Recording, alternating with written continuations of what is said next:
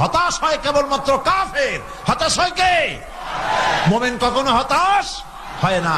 হতাশ হয় ইমানের পরিপন্থী কাজ। আল্লাহ পাক বলেছেন লা তাকনাতু মির রাহমাতিল্লাহ, আমার রহমত থেকে মায়ুস হও না। দেখেন হযরত আইয়ুব আলাইহিস সালামের কত বড় রোগ হয়েছে, শরীর পোকায় ধরেছে, জর্জরিত হয়েছে, দুর্গন্ধ হয়েছে, গ্রামের লোকেরা তাকে বের করে দিয়েছে, স্ত্রী পুত্র পরিজন সব চলে গিয়েছে।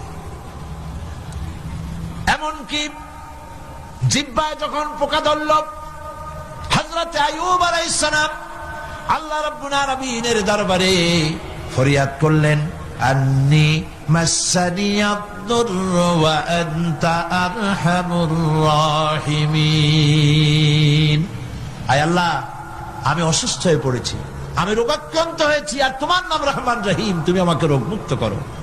হযরত আইয়ুব আলাইহিস সালাম আল্লাহর দরবারে ফরিয়াদ করলেন, রব্বুল আলামিন সারা শরীরে পোকায় জর্জরিত হয়ে গেছে, এখন আমার জিহ্বায় পোকা ধরেছে, মাবুদ গো আমি তোমার কাছে ফরিয়াদ করি, আমার জিহ্বায় পোকা দিও না, কারণ জিহ্বাটাও যদি নষ্ট হয়ে যায় তাহলে তোমার মতো আল্লাহর জিকির আমি কি দিয়া করব। হযরত আইয়ুব আলাইহিস সালাম আল্লাহ পাকের কাছে যখন এ ধরনের ফরিয়াদ জানালেন, রব্বুল আলামিন তাকে তার রোগ মুক্ত করে দিলেন, তার স্ত্রী পুত্র সব আল্লাহ রব্বুল আলামিন ফিরাইয়া দিলেন। সুবহানাল্লাহ। সুতরাং মুমিন ব্যক্তি, কোরআন শরীফে সব আছে, কোরআনের মতো শ্রেষ্ঠ ওয়াজের কিতাব পৃথিবীতে আর, শুধু বোঝার দরকার।